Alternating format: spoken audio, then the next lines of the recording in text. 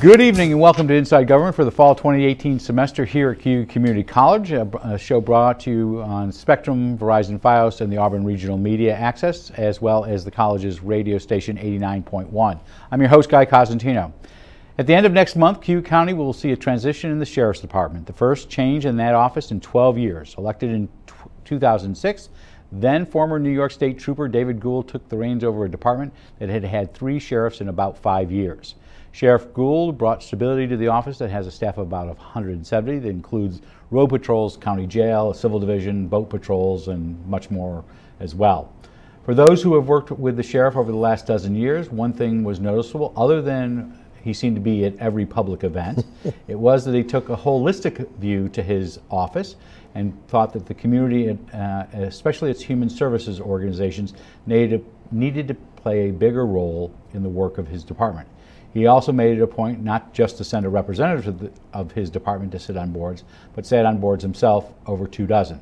That impact cannot be minimized, especially when looking back at the last decade. One of the most successful United Way campaigns occurred when he and his wife Susan were co-chairs. We are delighted to have Sheriff Gould back in the studio to talk about his tenure and his future plans. Welcome back. Thank you so much, Guy. Those are nice words. I appreciate that. Well, no, listen, I think that most people would say about you is that you are everywhere. I try to be everywhere. I think I am. A couple of times I was double booked, but I try to. That or you have to bring a stunt double in. I do. The shocking hair, it's tough to repeat. So yeah. So why'd you decide to retire? You know, if it was a 2-year term, I probably would have done it again. But 4 years, it's almost 50 years as a police officer, counting the state police, special investigator with the DA's office, and now 12 with the Sheriff's Department. It's just 4 years it's getting up there. So you have been very public that you had a health scare about 2 years ago. In fact, you're in ads, black and white ads for Auburn Community Hospital. You're on their board. On the hospital board. One of many. We'll talk about some of those. So you're not retiring because of health reasons. It's just, no, absolutely it was just time to. Yeah, it was time. Next chapter. It is, and you know, I'm sure you'll get into what I'm going to do in the future, but it was time. It was 4 more years is a long time. Well, so when you've had this much time as a police officer. So this is not a 40-hour-a-week job. No, it's Any a idea 40-hour day job. 40 hours a day. No, but you literally, you would start the day and you still do the daily work at the department, but you were literally out and about at events and boards, and we'll talk a little bit about that. This was more than just you show up 9 to 5. Oh, absolutely. I try to get in the office between 6 and 7 every day, and by the time I got done with board meetings, legislative meetings, you know, there's a lot of those every month. Not going to miss those, are you? I'll miss the people. You know something, it's kind of interesting for anybody that hasn't been to a legislative meeting or a city council meeting, whichever.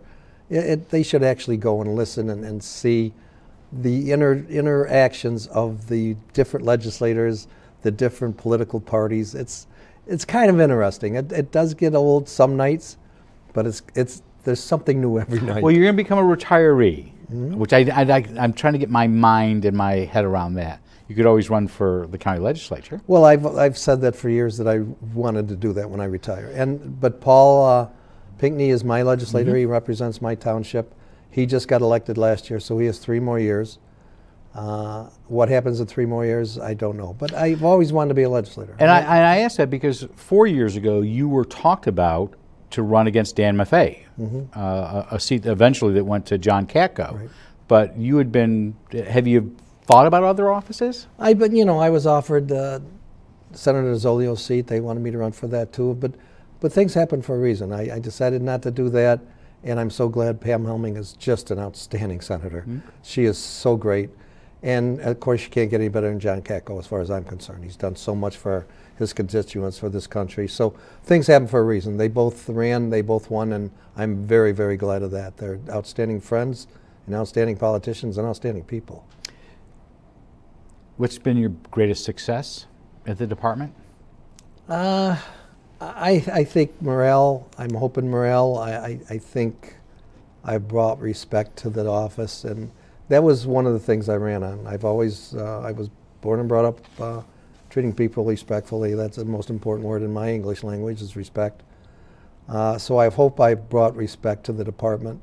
I hope my members, and I know you said 170, but counting the summer people, the boat patrol, and the courthouse and the county office building, it's over 200. It's over 210 actually. But I think I've instilled what respect I brought to the office to them, and make sure that they instill that and certainly represent that with the constituents in this county and the people in this county. And so I think that's maybe my most, and I'm hoping my legacy is that I've always treated everybody respectfully in the state police, DA's investigator, and certainly as a sheriff. And that's the way I live, and that's the way I want my members to treat the public, it was with respect. Biggest challenge in the office? Challenge was when I first got there, you know, the morale was down a little bit. There was divided who they were voting for and supporting for sheriff, although I did get all the unions to support me. I think it took a while for them to understand that I wasn't. So for those who may not remember 12 years ago, you beat an incumbent. Right. There was an incumbent in there, Rob Outhouse, and you defeated him in the general election. Okay. Right. And I just think that, you know, I'm hoping that I brought them together. There was some divide back then, and you know, we've worked together. And again, I go back to the word respect. I treated all the members with respect, and I think they understood that, and I think they appreciate that. Anything that you wanted to do in just 12 years just wasn't enough to get it done? There's always something. No matter what job you leave, no matter who it is, you feel that you haven't completed everything you wanted. I think I've completed almost if not everything. I'd still love to be there for another 4 years, but it is a long time. I think it's time, new blood, and we've got a new sheriff coming into town, and I think he's going to be great at it. So tell us about Brian Shank. He has worked for you. Tell us about him. Yeah, Brian's been at the department for almost 21 years. I made him sergeant in the detective bureau. I made him detective lieutenant, who's in charge of the detective bureau. Brian is an outstanding young man. He's well liked in the community. He's well respected in the community. He's handled a lot of cases for different people as on the road, and certainly as a detective, and certainly as a detective lieutenant. So I think a lot of people know him, maybe not so much in the city as out in the outskirts, because the Sheriff's Department doesn't cover the city as much as we do in the outskirts. How are you transitioning with him? Oh, great. Ever since I decided not to run, Brian and I, we talk every day, I mean, but you know, in May when I made my decision, and I told him, and I've supported him ever since. Every place I go and make speeches. So are you meeting on a regular basis to just get things aligned? We are. Were you surprised that now your last two runs you were unopposed? Yes. Correct. Correct. Are you surprised that this time around there was no opposition? It was. I kind of am. Well, because in previous years that had been very competitive. The last time, I think, except for my last 2 years, that the Sheriff Department didn't have somebody run, I believe, was back to Sheriff Spanable when he was there for 100 years. Right. But really, even when Pete was there a long time, Pete Pinckney, the Democrats ran somebody, just an opponent, just to make the race tough. But yeah, I'm very surprised that there wasn't an opponent. I'm very glad there wasn't, but I'm surprised. Now, Under Sheriff Stoll has moved on to another position. Where did he end up going? Jimmy Stoll went to the Cayuga Indian Nation Police Force. And so with Mark Lincoln. And which I'm surprised. That trio of the three of you, I'm surprised. Are you going over there? I don't know what I'm going to do, but at this time I'm not. Okay. So there's no Under Sheriff. Are there any other staff changes? I know that Brian Shank just announced his new Under Sheriff. Are there any other expectations you would have of people retiring before you leave? There's some that can retire, and there's some that are going to retire this next year. But that's just the normal retirement age. Yep. I'm at that age and I want to go. Will you do an advisory role to him after? What happens after January 1st regarding the Sheriff's Department? Forget your rest of your life. Well, whatever Brian needs from me, I'm sure Brian, I did it. Whenever he needs something from me and needs some advice, just some experiences sitting in that chair, I'm always available for him. Any one single piece of advice for him? No, I think just to be the person he is, because he treats people respectfully too. He really does, and he treats people fairly. I think he's very well liked by the members of the Cayuga Sheriff's Department. He's a terrific fellow. I first met him most likely about 17 years ago. We spent a whole day installing car booster seats in the back of the Holiday Inn. It was supposed to be a beautiful sunny day, and it was about 4 below zero. And he and one of your other deputies at the time just did a wonderful job. I want to go back to your tenure.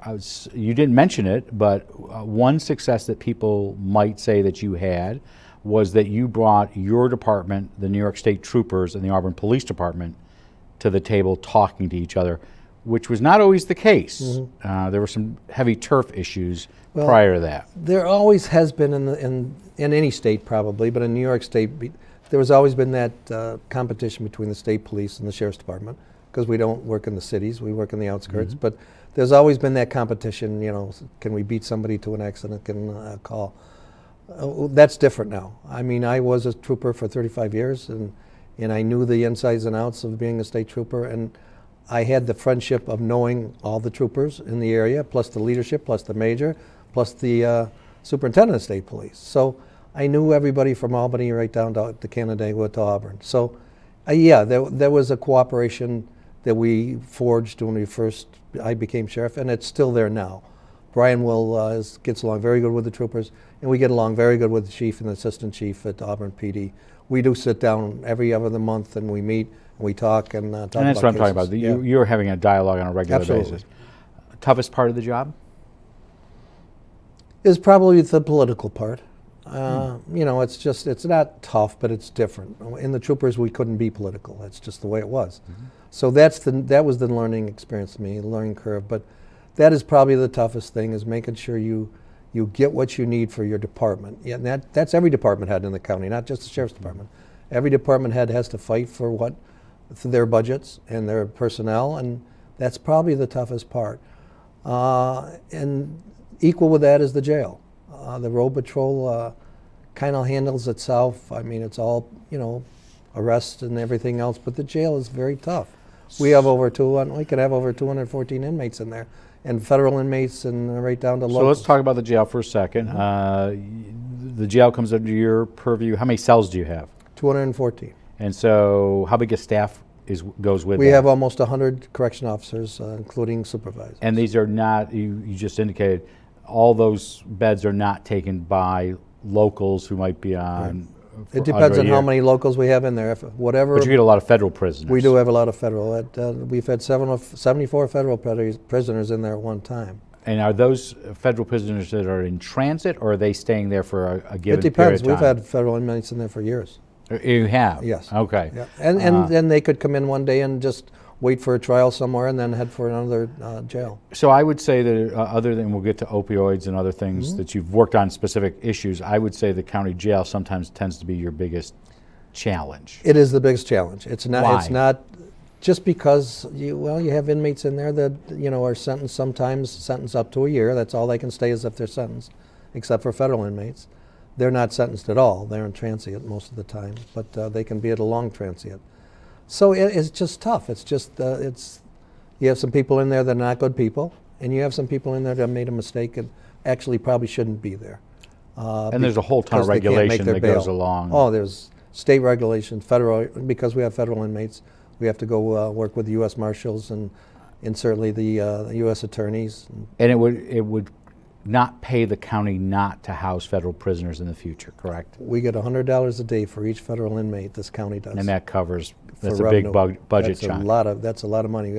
Last few years we've made between 1.3 and 1.5 million for the county. Which defrays property taxes. Yes, certainly does. So is the jail? I'm not talking about the personnel, because you speak highly of the personnel. Oh, I've got the greatest personnel in the country at running our jail.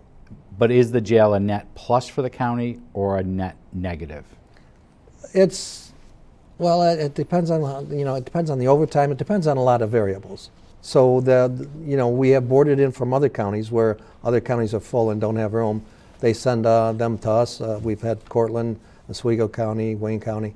So we've had some boarded ins, and we get $80 a day for those. So it depends on how many boarded ins we have and how many federal inmates we have. And how much overtime the custody is. Sounds like a hotel. Almost. Almost. You're the chief just as nice. Yes, and you're the chief innkeeper. Yeah. So you have been a regular guest on this, and we appreciate that, and I'll say that at the end as well, but you've been a regular guest for all 12 years. Mm-hmm. But one item that you keep coming back to talk about in the last couple of years has been opioids and heroin. Has it gotten better? I'm hoping so. It's, you know, a few years ago when this all started, this terrible disease, and it's a disease. Everybody that knows anything about it knows it is a disease. Probably 5 years now when we started the HEAL group and started going to schools and talking about it with the school-age kids. I didn't think it would still be here now. I really didn't, but it is. So one of the first things, I remember this comment you made, I'm paraphrasing, you thought it 5 years ago or 6 years ago that opioids, because at some point the supply was going to dry up, it would disappear, but it transferred from opioids to heroin. Yes, it did, and everybody that that's a national. That's not. I'm not saying that's Cayuga County. That's a worldwide. Worldwide.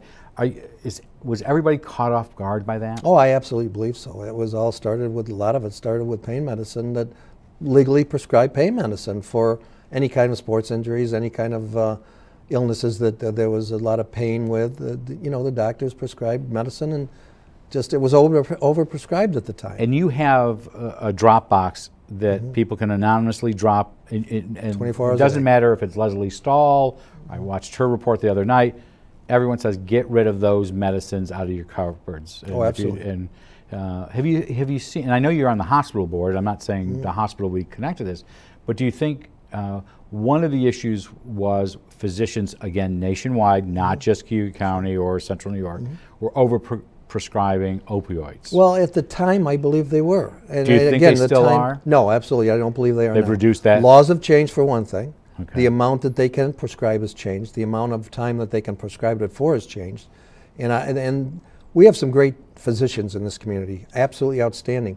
They've learned through experience too, that you know, the less they prescribe, the more people can take for pain in a shorter period of time. Certainly helps the long run. And do you have deaths for overdoses either plateaued, or are they on the decline, or are they still? I know they're still too high, but yeah, they are. But One is number-wise, too high. One is too high. We all know that, especially if that's. But you were having some one. peak years. Where yeah, actually 3 years ago, and I think it was 2015, we had 20-some. Right. So are you? Has it? It's lower than that, but it's still not as low as all of us would like. Absolutely. So the other new mix in all of this in the last 2 or 3 years has been fentanyl. First of all, for people who don't know what fentanyl is, what is it? Well, it's a poison. It's an absolute poison. What is killing most of our kids, and I say kids, middle-aged adults to young kids, is the fentanyl. It's not the heroin. It's the fentanyl. So how's that getting into it? It's the dealers are putting it into it. They're mixing it because it's cheaper. Oh, it's cheaper. Does it give you a high? It doesn't give you a high. The heroin is what gives you the high. The fentanyl can be lethal. It really is. It's a dose where. So in essence, they're murdering people. Absolutely, no doubt about it. It's not every dealer. Thank God we have some dealers that have a conscience. I mean, no dealers are any good as far as I'm concerned. But some dealers will not use fentanyl, but others will. So kind of shifting gears, but on the same subject has been this issue of Narcan. You train your officers and your deputies to have Narcan. That is a lifesaver. Lifesaver. Absolute lifesaver. Does your staff uses it? Absolutely. They've been trained. They carry it. And do they use the nasal? The nasal. They do. So you go the extra expense versus the needles, which I know some communities, and then there's other $4,000 packets. Yeah, they had this special on 60 They Minutes did. the other day, I watched it, and frankly, So I did thought I. about you. And is in New York, and they said some states don't allow it. Does New York make Narcan available to the general public? Yes. To use? Okay. Yeah. Does Narcan continue an addiction, or does it save a life? You know, there's pros and cons. It depends on who the person is you ask. You know, when it first came out, I'm thinking, is this a pro or con? But it really, to me, it comes down to if it saves a life, it's a pro. It's got to be. I don't care if someone's addicted and we have to Narcan them 4 times a day. It still saves their lives. They're still addicted to it. If they could only get the common sense and then the help from family members and peers to go get help, that person was saved a life 4 times, may go through with withdrawal and rehab and live and be a productive person in the society. But he's alive because of Narcan. And do you have any idea how often your officers use it? We use it very often. quite a bit. Once a week, once a month, It several depends. times? It depends Okay. on the situation, but we've used it several times in 1 week. Is there more that the federal government should be doing on the crisis? You know, I don't know that. I can only be concerned about our local government and our local doctors, which I have some, you know, not control over, but some say with. And I think they've done an outstanding job. I think our state has done an outstanding job changing state laws. There have been federal laws that have changed. And could everybody do more? We all could do more. Anytime we lose one life to this terrible disease, and I want everybody that's listening to know this is a disease. I'm a police officer. I'm supposed to be a tough cop, but I've learned through experience and through education that this is a disease and people need our help. The other issue that you have put to the forefront for discussion, education, training has been this issue of fighting domestic violence. Has there been a general overall decline in the years, or has it become more prevalent because people are reporting it? Well, you know, it's been more prevalent since I started with the state police in 1970. I can tell you that. Whether there's more or not, it's come to the forefront more because of education and certainly the media. So whether there is absolutely more physical incidents now than there was in 1970, I don't know that, but I know it's been reported more. So where does it fall in the number of calls that your department gets? Where does domestic violence in That's probably the highest. It is. And I'm not going to speak for Sean Butler and for the city or any city, but I think you can ask any police department. That's probably, if not the highest, certainly one of the top 2 or 3 highest. So I know your staff was trained recently. There was a Cayuga Seneca Community Action Agency, and you make sure you're on that board. You're on that board. Right. We train a lot of. We're going to go through the list of boards you're not on because it'll be quicker here. But you do make sure that your staff is trained in that. Absolutely. Do you think there's a root cause? Is there a what gets us to where domestic violence is your #1 type of call you get? Domestic violence is ancestral. It starts, if you're a young child and your parents are fighting every day and hitting each other, throwing things at each other, you're probably going to grow up that that's the only way of life you know. How you'll communicate. And that's just the way it's been for centuries and decades with families. History of family violence and domestic violence goes back when we arrest somebody, we ask them, you know, how was your childhood? Did you witness domestic violence? And a very high percentage of them say yes. So if we can ever stop for one cycle of domestic violence through a family, it may end. It may not. If it doesn't end, it'll decrease immensely. Is there enough resources put into try to curb domestic violence? We could always use more, like anything, like Okay. stopping any crime, and domestic violence is a crime. But yeah, I mean, Cayuga Seneca does a great job. The domestic violence section of Cayuga Seneca does an outstanding job. I've worked with them forever. We have board meetings once a month to try to, you know, pinpoint why it's caused, what's the cause, how do we try to stop it. And we've come a long ways in this county. We're ahead of a lot of counties. I was the first one on the domestic violence committee. There was 4 or 5 of us, and that was in 1989 we started that. And we've had a committee meeting every month since then. How many boards do you serve on? Right now, probably close to 25, but throughout the last 12 years, over 37. Why? Because I just feel that I can learn something every day, and to try to help the people in this community. And I get a little emotional, you know that. Well, I want to ask But you. you know, you learn something every day as a police officer. I don't care how long you've been on, to help people, domestic violence, child abuse, the HEAL committee. Anything you can learn to help prevent and help victims. So I mentioned at the beginning of the show, holistic. If I had to look at your tenure, I would say that it was not just about putting people in a jail or giving people a traffic ticket. It is about that holistic approach. And I guess, how did you get to the point where you said you need to sit on those boards? Because you could always send, you said you have 210, you can send anybody to a meeting you want. You tend to put your butt in that chair. I did it when I was in the state police. I didn't start it when I became sheriff. I did this for years when I was in the state police. We started the child abuse committee in this county. We started the domestic violence committee. We started SAVAR in this county. And all that was when I was in the state police. I felt that if I was going to go out and arrest somebody for something, I really wanted to know what made them click and why they did this. And the only way to learn that is through experience and through help of other people that are professionals in these fields. And that's what I did, and that's what I still do. And I'm going to stay on some of these committees. Well, I was going to say, how many are you going to stay on? I know your wife, Susan, has said something different, but I'm going to stay on a lot of them. And I say that jokingly. She is very supportive of this. Absolutely, she is. I asked that because you and she, I mean, it is more than just sitting on committees. You headed up one of the most successful United Way campaigns in the last day. We're going to have the United Way here following this show. Why did you agree to do that? Because that's beyond being sheriff. Mm-hmm. Absolutely beyond it, yeah. Why do that? You know, because I was on this, I don't know how it actually started. I wasn't on the board at that time, United Way board, which I'm on now.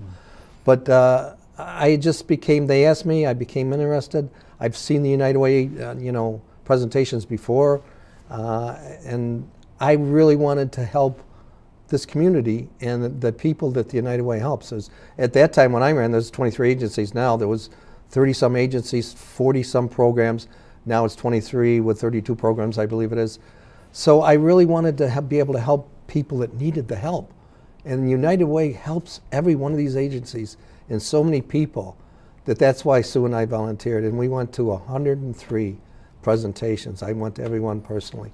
And we made almost 1.4 million. Nothing like the sheriff showing up asking you for money. And I kind of used, you know, this is so funny for your audience. I says, you know, if you give a certain amount of money, and I think I made it like 10,000 or something, I says, you can get out of jail free and I'll give you a card for it. And of course, nobody took that up, thank God. But it was, you know, I know so many people in this community, and that's what it takes. It's not Onondaga County, it's not Monroe County, it's Cayuga County. But I say this, Chair, I think I introduced you at some event where I said that if you were not sheriff and you did what you did during the campaign, you would have arrested yourself. I probably would have.